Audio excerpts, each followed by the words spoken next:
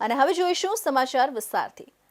સુરતમાં ઉત્તરાયણના પર્વની ધામધૂમ વચ્ચે સરથાણા વિસ્તારમાં પાટીદાર નેતા અલ્પેશ કથિરિયા અને તેમના ભાઈ વિવાદમાં સપડાયા છે। કિરણ ચોક પાસે આવેલી પતંગની દુકાનમાં ભાવતાલ બાબતે થયેલી સામાન્ય બોલાચાલીએ ઉગ્ર સ્વરૂપ ધારણ કરતા મારામારી થઈ હતી, જેમાં અલ્પેશ કથિરિયા સહિત 3 વ્યક્તિઓ સામે એનસી ફરિયાદ નોંધવામાં આવી છે। વરાછાના ભરતનગર વિસ્તારમાં રહેતો 27 વર્ષીય યુવક ચંદ્રેશ વિઠ્ઠલભાઈ ભાલિયા ગત 14મી જાન્યુઆરીની રાત્રે તેના 2 મિત્રો સાગર ચૌહાણ અને અશ્વિન બારૈયા સાથે પતંગની ખરીદી કરવા નીકળ્યો હતો। તેઓ સરથાણાના કિરણ ચોક પાસે આવેલા પાટીદાર પાઘડીવાળા પતંગ સ્ટોર પર પહોંચ્યા હતા। ખરીદી દરમિયાન પતંગના ભાવતાલ બાબતે ગ્રાહક ચંદ્રેશ અને સ્ટોલ સંચાલક અલ્પેશ કથિરિયાના ભાઈ વચ્ચે રકઝક થઈ હતી। આ સામાન્ય બોલાચાલી જોતજોતામાં ઝઘડામાં ફેરવાઈ ગઈ હતી। પરિસ્થિતિ વણસતા સ્ટોલ સંચાલકે તેના ભાઈ અને પાટીદાર નેતા અલ્પેશ કથિરિયાને સ્થળ પર બોલાવ્યા હતા। આક્ષેપ મુજબ અલ્પેશ કથિરિયા ત્યાં પહોંચતા જ મામલો વધુ ગંભીર બન્યો હતો।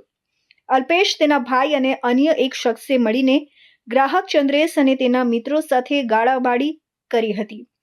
વાત ત્યાંથી ન અટકતા ત્રણેય શખ્સોએ ચંદ્રેશ અને તેના મિત્રોને ધોલ ધપાટ કરી ઢીક મૂકીનો માર માર્યો હોવાનું ફરિયાદમાં જણાવ્યું છે।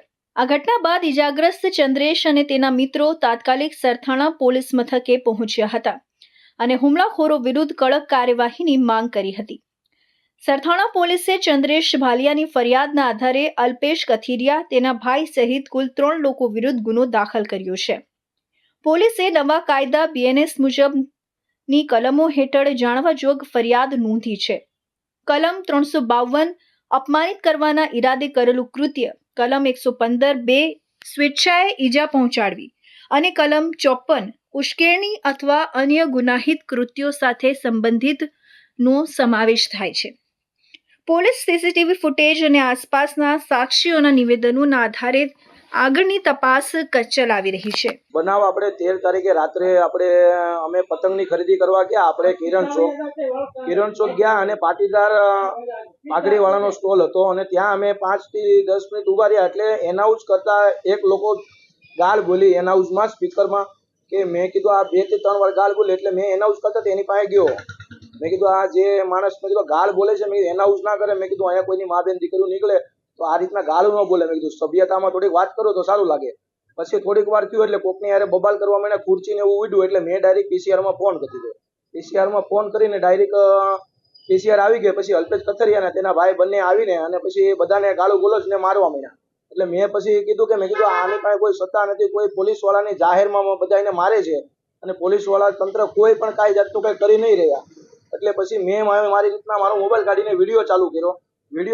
એટલે ડાયરેક્ટ જ મારી પાસે આવીને અલ્પેશ કથિરિયાએ મારો મોબાઈલ ચોંટી લીધો અને આંચકી લીધો અને મને 2 લાપટ મારી દીધી કે તું વિડીયો કેમ ઉતારશો। મેં કીધું કે હું જાહેરમાં વિડીયો ઉતારું, પણ હું બીજા કોઈનો વિડીયો નથી હોતો। એમ કરીને એનો ભાઈ મારી પાછળ આવીને મને મારા વાળ પકડી લીધા અને પછી મને માર્યો અને નીચે બેસાડી દીધો, જમીનમાં બેસાડી દીધો। 5 થી 10 મિનિટ મારા વાળ પકડ્યા। પછી થોડીક રેન વાર લાગી એટલે પાછો હું નાથી નીકળી ગયો। એટલે પાછો મેં વિડીયો ચાલુ કર્યો કે આ મને હજી મારે છે, તમે કોઈ પોલીસ વાળા કેમ કોઈ કાંઈ વસ્તુ કરતા નથી। કોઈ પણ પોલીસ વાળાનું તંત્ર આખું ઊભું હતું, પણ કોઈ વસાડે કોઈ મારો બચાવ કરવા આવ્યું નહોતું। 5 થી 6 પીસીઆર ઊભી હતી, કોઈ મેડમ પીએસઆઈ ઊભા હતા, કોઈ મને બચાવ કરવા મારું કોઈ નહોતું આવ્યું। तारीख 14/1/2026 को उत्तरायण के दिन सरथाना पुलिस स्टेशन के विस्तार में किरण चौक के पास एक पतंग के स्टॉल में मारामारी का घटना सामने आया है। उसमें जो फरियादी है उनका नाम चंद्रेश भाई भालिया है, जो कि एलएच रोड वराछा के रहने वाले हैं, और समा वाला जो है वो अल्पेश कथिरिया है और उनके एक भाई है और एक अन्य व्यक्ति है। इसमें हमने बीएनएस की धारा 352, 115(2) और 54 के तहत फरियाद दाखिल की है, एनसी फरियाद। और इसमें लड़ाई जो हुई थी वो बेसिकली पतंग के प्राइस को लेके कुछ बोलाचाली हुई थी। उसके बाद दोनों के बीच में लड़ाई हुआ था, इसमें पीसीआर कॉल हुई थी और उसके बाद इसमें फरियादी ने फरियाद दाखिल कराया और इसको फरियाद हमने लिया है। ઉત્તરાયણ જેવા તહેવારના દિવસે જ પાટીદાર આંદોલનથી જાણીતા થયેલા નેતા અલ્પેશ કથિરિયા સામે ફરિયાદ નોંધાતા સુરતના રાજકારણમાં અને પાટીદાર સમાજમાં ભારે ચર્ચાઓ જાગી છે। એક સામાન્ય ગ્રાહક